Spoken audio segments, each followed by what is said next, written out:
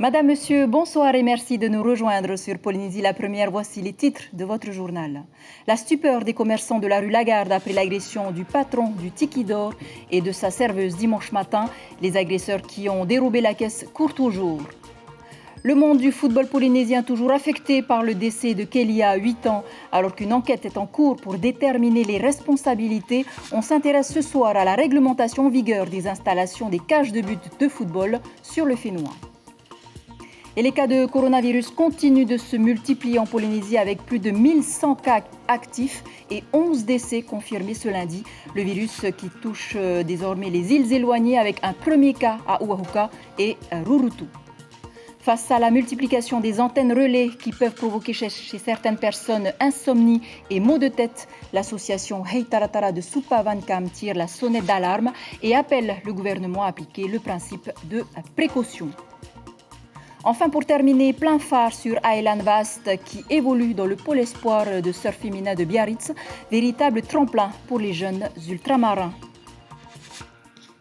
Comme je vous le disais, les commerçants de la rue Lagarde à Papeete sont sous le choc au lendemain de l'agression du patron du bar Tiki d'Or dans la nuit de samedi à dimanche et de la serveuse. Les circonstances exactes demeurent encore floues, mais tous les deux ont été passés à tabac et la caisse dérobée. Lucille Guichetirao et Teivaribé. Que s'est-il réellement passé dans la nuit de samedi à dimanche au bar Le Tiki d'Or à Papeete? Les circonstances exactes de l'agression du patron et de la serveuse à 3 h du matin demeurent floues. Une enquête est en cours. Seule certitude, les agresseurs sont repartis avec la caisse, dans une rue sombre et avec la caméra de vidéosurveillance en panne. Les commerçants de la rue restent stupéfaits. C'est mon voisin, et c'est un gentil personnage. Et je ne pense pas qu'il méritait qu'on lui fasse ça, même pour une caisse, même pour de l'argent. Donc oui, surprise. Après, c'est pas la première fois qu'il y a des agressions. Et malheureusement, ce ne sera pas la dernière. À 7 h, le patron du bar est toujours hospitalisé. Seule la serveuse a pu être entendue par les enquêteurs. De nombreuses questions restent en suspens, alors que les agresseurs ne sont pas encore identifiés formellement. J'espère qu'ils vont vite se rétablir et que ce n'est pas trop grave. Après, pour ce drame, pour nous, c'est la première fois que je constate ça depuis plusieurs années. Heureusement, c'est un fait, comme je vous le dis, très rare. J'espère que c'est juste occasionnel et irréfléchi. Je pense que ça va être comme ça. Pour nous, on se sent quand même en sécurité. On n'est pas inquiet. Si les boîtes de nuit restent fermées depuis le 12 août en raison de l'épidémie de Covid, les bars, quant à eux, peuvent ouvrir jusqu'à 1 h du matin, sauf dérogation. Voilà, je rappelle que les agresseurs sont toujours activement recherchés. Ils encourent des peines de prison et une forte amende pénale. En correctionnel, la Cour ne badine pas avec le trafic d'ice. Cet après-midi, 3 prévenus ont dû s'expliquer sur l'importation de près de 400 grammes d'ice entre 2018 et 2019. Le cerveau Terenui Teinauri Bougerol importait de la méthamphétamine de Hawaï. Son ex-compagne Elodie Vaitu écoulait la drogue à Moorea. Et le gérant de la roulotte Aruaf AA, Paul Klazen, a financé 2 des 3 voyages du principal mis en cause entre Tahiti et Hawaï. Le procureur a requis 4 ans ferme pour le protagoniste du trafic. 18 mois ferme pour le roulotier et 8 mois assortis d'un sursis pour l'ex-compagne. Le délibéré est attendu dans les prochaines heures. Et puis, plus de peur que de mal pour un pratiquant de pêche sous-marine de Paia. Il était 22 h hier soir au niveau de la passe de Mara. Alors qu'il ramenait sa prise à la surface, il s'est fait attaquer par un requin de récif au niveau du pied. Transporté d'urgence au CHT du Taoné, le pêcheur s'en sort avec 7 points de suture. Joint par téléphone par Hayata Buluk, Tawir Ey nous raconte sa mésaventure. Je n'avais pas aussi vraiment fait attention qu'autour de moi, il y avait autant de requins que ça. Du coup, j'ai pas fait attention, j'ai tiré mon poisson et je suis remonté. Et puis, le requin est venu chercher le poisson dans mes mains, quoi. J'ai lâché mon poisson et j'ai lâché mon fusil pour qu'il s'occupe que du poisson et pas de moi, quoi. Mais tu as eu quand même une blessure? Ouais, une grosse entaille au niveau du pied. Je suis un peu habitué aux attaques de requins. On dit qu'ils sont très nombreux dans cette passe-là. Peut-être parce qu'il y a beaucoup de poissons. Il y a beaucoup de concentration de poissons là-bas. Et puis, comme il y a aussi beaucoup de pêcheurs, ça doit jouer aussi sur le caractère. Et après, comme juste pas loin, il y a un trou à thon. Il y a beaucoup qui vont pêcher là-bas et quand ils réussissent à attraper le poisson, le vide doit être là-bas. Du coup, il y a beaucoup de sang. Voilà aussi par mesure de sécurité, partez toujours accompagné au cas où un accident arrive. Après le décès de la petite Kélia, 8 ans, que s'est-il réellement passé vendredi soir sur le terrain de football de Excelsior à la Mission? L'enquête de la DSP se poursuit pour tenter de déterminer les causes et les responsabilités de chacun. Ce matin, une de nos équipes est allée à la rencontre des cadres de la fédération pour recueillir leurs réactions. James Oué-Jérôme. 72 heures après le décès de la petite Kélia, l'émotion est toujours palpable dans le milieu du football polynésien. Pour son président Thierry Ariotima, il faut tirer des leçons de cet accident. Il est temps aujourd'hui que tout le monde, je dis bien tout le monde, les éducateurs, les présidents tiennent compte de ce qui s'est passé pour, à partir d'aujourd'hui, il faut vraiment qu'on soit vigilant sur des terrains pour que nos buts soient soit mis par terre, soit rangés dans l'espace où les enfants ne peuvent pas jouer. Il faut absolument que les présidents tiennent conscience avec les éducateurs et je pense qu'à ce moment-là, on va peut-être pouvoir éviter d'autres drames. Un drame qui aurait peut-être pu être évité si la réglementation avait été respectée. En effet, le décret numéro 96-495 de 1996 prévoit que les cages de but de football doivent être munies d'un dispositif de fixation pour éviter le basculement. L'éducateur qui est en responsabilité de l'entraînement est en capacité, a eu une formation et est en capacité de mettre des séances d'animation, de préformation ou de formation en toute sécurité.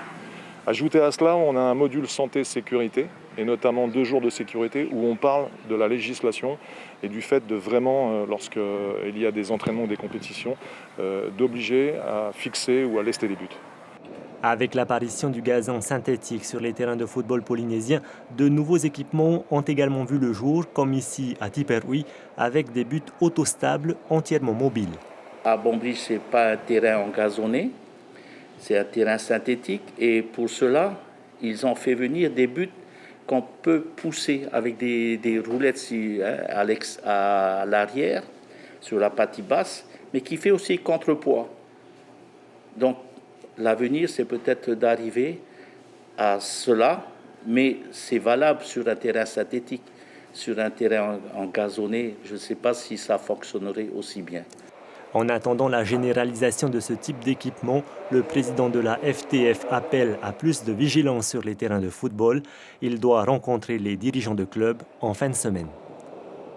Au chapitre sanitaire maintenant, les nouveaux chiffres du Covid-19 sont très préoccupants. La Polynésie déplore ce lundi un nouveau décès, c'est le 11e. Le nombre de cas actifs a aussi flambé ces 3 derniers jours. 1102 cas actifs aujourd'hui, soit 439 de plus. 50 patients sont hospitalisés, dont 8 en réanimation. Le Covid-19 qui touche également les îles comme les Tuamotu, les Marquises depuis la semaine dernière. Après le premier cas confirmé à Hivaoa, un deuxième cas a été identifié sur l'île de Uahuka. Selon le Tavana, toutes les mesures ont été prises avec le bureau de veille sanitaire. La personne a été placée en isolement ainsi que toute sa famille. Le virus qui a atteint également les Australes archipels était jusqu'à présent préservé du coronavirus. Le premier cas a été identifié sur l'île de Rurutu. Il s'agit d'une touriste arrivée mercredi dernier en compagnie de 2 autres personnes. C'est à leur arrivée que le dispensaire de Muirai a été informé par l'Institut Louis Malardé de la positivité au Covid-19 de l'une des 3 personnes. Et cela à l'issue d'un test de dépistage qu'ils ont effectué en partant de Raiatea. L'équipe médicale de Rurutu est intervenue immédiatement pour procéder à des nouveaux tests avant de déclencher l'isolement des touristes et le confinement des personnes contacts pour éviter la propagation du virus. Écoutez ces réactions au micro de Heya Parao. Des touristes sont arrivés de France pour visiter Rurutu et surtout les baleines. Et c'est le personnel de santé qui nous a prévenus qu'un premier cas a été identifié. On s'est donc dépêché d'aller voir cette personne pour lui poser des questions. Quelles sont les autres personnes qu'elle aurait rencontrées et dans quel lieu? Il faut savoir que le ministère de la Santé nous a demandé d'inscrire toutes les personnes avec qui elle a été en contact. En tout cas, ici, nous avons les moyens de leur faire des tests.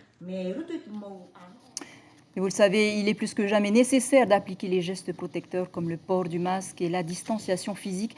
Lavez-vous régulièrement les mains, toussez, éternuez dans un mouchoir à usage unique et évitez de vous serrer la main. Et pour les îles touchées, il est vivement recommandé de limiter les déplacements et de vous rendre à l'infirmerie qu'en cas de nécessité absolue. Et ces masques que nous sommes supposés porter en ville jonchent de plus en plus souvent les rues, les trottoirs, les parcs, voire même les plages. Des déchets supplémentaires pour les brigades de propreté chargées par exemple de la ville de Papeete, où ce service est assuré par une entreprise privée. Thierry Stemfleur et Sandrouli. Louise et Dorian tombent de plus en plus souvent sur ces déchets d'un nouveau type. Des masques par dizaines qui, au lieu de finir leur courte existence dans une poubelle, se retrouvent à terre, sans doute à cause du vent, comme le dit avec humour Louise. Partout, dans toutes les rues, oui, tous les jours, il y a des masques qui traînent un peu partout. Je ne sais pas qu'est-ce qui se passe. Et comme en ce moment, les jours derniers, il y avait beaucoup de vent aussi. Voilà. Alors je pense que ça s'enlève des oreilles, je ne sais pas du tout, ou qu'ils les jettent, je ne sais pas du tout. À Papeete, une équipe de 17 personnes parcourt les rues de 5h30 à midi, 6 jours sur 7. Une autre équipe de 2 personnes complète le travail tout l'après-midi. Et visiblement, il y a de quoi, puisque 4 camionnettes comme celle-ci sont remplies chaque jour. Le matin, je crois qu'il doit faire 3 voyages. 3 camions comme celui-là? Le matin. Et puis l'après-midi, un voyage. À la mairie, le sujet de la propreté est décrit comme majeur. Le matin, ils savent faire déjà pour accueillir toute la population qui vient à Papeete pour travailler et faire en sorte que la ville soit propre dès le matin. Après, dans la journée, elle se salit, bien évidemment, il y a du monde. On accueille pratiquement 100 000 personnes dans la commune. Mais globalement, je pense qu'on peut être satisfait du service qui est rendu. Chaque quartier du centre est sillonné, les corbeilles vidées. Les déchets regroupés dans des gros sacs laissés dans un coin de rue sont récupérés ensuite par la camionnette qui se remplit peu à peu. Une tâche sans fin qu'il faudra recommencer dès l'aube suivante. Et en ce mois d'octobre rose, la subdivision santé des Marquises se mobilise pour le dépistage précoce du cancer du sein. Covid-19 oblige, pas de rencontres événementielles cette année, mais des actions de soutien tout de même. Pour cela, les travailleurs de l'administration se sont mis aux couleurs d'octobre rose, décoration, tenues vestimentaires. Côté sanitaire, les femmes n'ont plus besoin de venir effectuer leur mammographie à Tahiti. L'hôpital de Nukuhiva étant équipé depuis maintenant 2 ans, comme l'indique Muriel Arando de l'unité de santé des Marquises, au micro de Marie Curva. Nous avons fait des sessions à peu près tous les 2 mois avec un radiologue qui vient spécifiquement sur notre site pour faire ces mammographies. En tout, 300 mammographies, effectuées surtout sur des personnes, des femmes de 50 à 70 ans des îles du Nord, puisque c'est un petit peu plus compliqué pour les îles du Sud du fait du coût du transport. Au chapitre sanitaire, toujours à l'heure où se déploie la 5G en France, en Polynésie, les rayonnements des réseaux sans fil augmentent partout avec en parallèle certains troubles de la santé. Insomnie, maux de tête, c'est sur ce point qu'intervient Charles Van Kam, le président de l'association de défense contre la pollution électromagnétique, dit être très inquiet de voir se multiplier l'implantation d'antennes relais et appelle le gouvernement à appliquer le principe de précaution. Jeanne Fanariotis et Patita Savia. Radio, télévision, téléphonie mobile, Wi-Fi, à la maison ou au travail, nous évoluons tous dans un environnement baigné en permanence par des ondes électromagnétiques.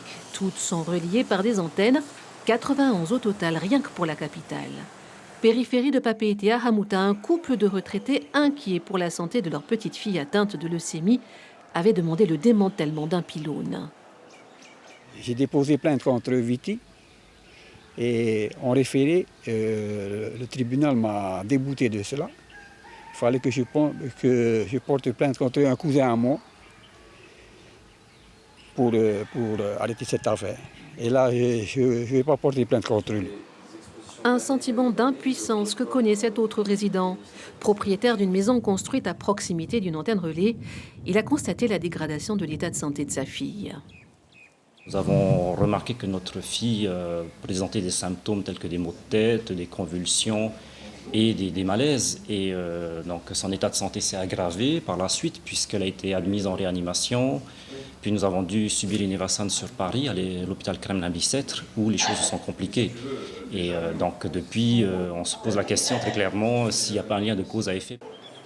Suis-je plus exposé à proximité d'une antenne relais ou en téléphonant ? Certaines personnes peuvent-elles être sensibles aux radiofréquences ? Les porteurs d'un implant électronique doivent-ils être plus attentifs, la foire aux questions ne trouve aujourd'hui pas toujours des réponses scientifiques. Selon Hey Taratara, une association de défense contre la pollution électromagnétique, l'application du principe de précaution est une question de bon sens. L'idéal, c'est de 0,6 et 600. Hein. Donc, on est là à 3. Donc, c'est 7 fois plus fort, 6 fois 7 fois plus fort. C'est légal? Oui, d'après le protocole. Hein. Alors, avec le protocole, tout le monde est grillé. Hein. Voilà. Alors, on défend plutôt les intérêts des industriels, mais pas la santé des gens. Cancer du sang et du sein, leucémie, maladies dégénératives du cerveau, la liste des risques est non exhaustive. Ni anti-progrès, ni lanceur d'alerte, Hey Taratara avertit, l'innovation technologique ne doit pas se faire à n'importe quel prix. Voilà, on espère en tout cas que le message des membres de cette association sera entendu. À Raiatea, le maire de Tapu-Tapu-Atea, Thomas Moutam, continue de promouvoir l'agriculture bio auprès des jeunes de son île. Pas moins de 80 écoliers collégiens, lycéens des 3 communes de Raiatea, mais aussi les élèves de la maison familiale rurale de Taha, ont été conviés à la pépinière d'Avera pour une formation au programme « Comment fabriquer de l'engrais bio à base de poissons cuits et d'engrais EM ». Très efficace mélangé au compost bio, une préparation qui ne sent pratiquement pas malgré l'ajout de poissons. Chaque stagiaire a pu partir avec son propre sac d'engrais. L'agriculture bio, une passion que le maire partage aisément. Il le dit au micro de Julia Vesco. C'est ce savoir que je voulais partager avec ces familles-là, au lieu d'aller acheter de l'engrais chimique. Donc on a fait une démonstration ce matin pour préparer de l'engrais poisson. Pour ces nous avons préparé pour 1000 litres. Aujourd'hui, nous avons à peu près 5000 litres d'engrais poisson. Voilà, Thomas Moutam, ex-ministre de l'Agriculture, est infatigable sur la question du bio. On termine ce clin d'œil sur les îles à Bora Bora, où les adeptes du Karodio, réunis en association autour de Warren Malakai, vont pouvoir s'adonner pleinement à leur passion. Leur nouveau président a signé une convention avec le maire garantissant d'une part la mise à disposition du site par la commune. En contrepartie, l'arène doit être entretenue. Aucune consommation alcoolisée ou produits illicites devra circuler. L'association s'engage aussi à respecter les horaires qui leur sont accordés les samedis et dimanches après-midi et toujours avec les gestes barrières en cas de rassemblement important. Avec Tahiti, Warren Malakai est plutôt satisfait. On l'écoute au micro de Rosanna Maihuta. C'est ça que je voulais partager avec ces familles-là, au lieu d'aller acheter de l'engrais chimique. Donc on a fait une démonstration ce matin pour préparer de l'engrais poisson. Voilà, une initiative donc qui pourrait peut-être inspirer d'autres associations et communes. Comme promis, on parle surf pour clore ce journal avec le pôle France de surf de Biarritz qui accueille les jeunes surfeurs ultramarins, une véritable rampe de lancement pour le haut niveau. Vous allez le voir, la Tahitienne Aylan Bast et la Réunionnaise Hina Conradi ont déjà pris leur marque. Le reportage à Biarritz d'Éric Santas et Thierry Hillersin. À 16 ans, elles ont des rêves en tête, c'est normal. Aylan Bast, la polynésienne, et Hina Conradi, la réunionnaise, sont toutes deux au pôle France Surf de Biarritz. Une décision voulue et choisie, non imposée. Une preuve de maturité évidente pour ces demoiselles des vagues. Avec ces vagues, on peut que progresser techniquement. C'est moi qui avais envie de venir découvrir un peu, changer de Tahiti. Toujours avec rester concentré beaucoup avec l'école. C'est pour ça que je vais au Pôle France, parce qu'il y a l'école et le surf à fond. Aylan vient d'arriver il y a quelques semaines. Ina est en France depuis 6 ans. Elle a quitté la Réunion, crise requin oblige, et trouve ici un vrai épanouissement. On a des emplois du temps spécifiques, donc adaptés pour qu'on puisse surfer toute la semaine, plus les entraînements à côté, donc les entraînements physiques, natation et tout ça. Donc oui, c'est vraiment c'est la structure idéale, quoi. Toutes les deux au lycée Condorcet de Biarritz, la décision est aussi de concilier sport et études. C'est le premier tremplin vers le haut niveau, c'est aussi une volonté fédérale. On a un recrutement vraiment ultramarin et très diversifié. On a un outil de qualité pour attirer ces gamins et je pense que bon, pour des jeunes enfants, le projet c'est un projet familial, donc il faut que les parents sera aussi conscient de l'importance de ce double projet. Aux côtés de Jean-Robert Vigne, leur coach, les deux filles sont dans un groupe de 10 surfeurs et surfeuses, dont 4 d'outre-mer avec les Guadeloupéens, les frères Lédé.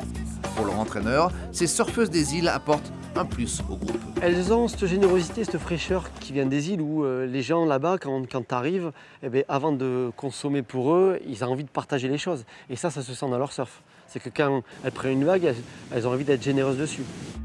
Cours terminé, planche rangée, Aylan Vast, Ina Corandi, Maëlys Juot et Sarah Lesiaga sont tout le temps ensemble. 4 nanas dans le vent et dans les vagues, bien dans leur tête, qui seront peut-être les futures championnes de demain. Voilà un bel exemple pour d'autres futures championnes du fénois. Avant de nous quitter, il sera question de la semaine mondiale de l'allaitement avec Anaëlle Paupier, diététicienne au Centre de la mère et de l'enfant, dans le cadre de l'invité café de votre matinale radio. Et c'est demain matin. C'est ainsi que s'achève ce journal dont je vous rappelle l'information principale. Les cas de coronavirus continuent de se multiplier en Polynésie avec plus de 1100 cas actifs et 11 décès confirmés ce lundi. Le virus qui touche désormais les îles éloignées depuis donc la semaine dernière avec un premier cas aujourd'hui à Oahuka et à Rurutu. Voilà pour l'essentiel de l'actualité. Merci de nous rester fidèles. 5h30, vos infos radio. Restez avec nous pour votre émission Bleu Océan consacrée à la fabrication de fusils de chasse sous-marine Made in Moorea, suivi à 19h40 de Patitifa. Très belle nuit sur la première. À demain.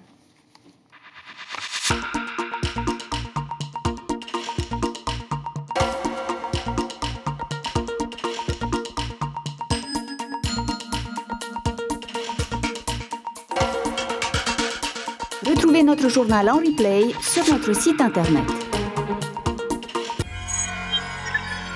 Retrouvez ce programme en replay sur notre site internet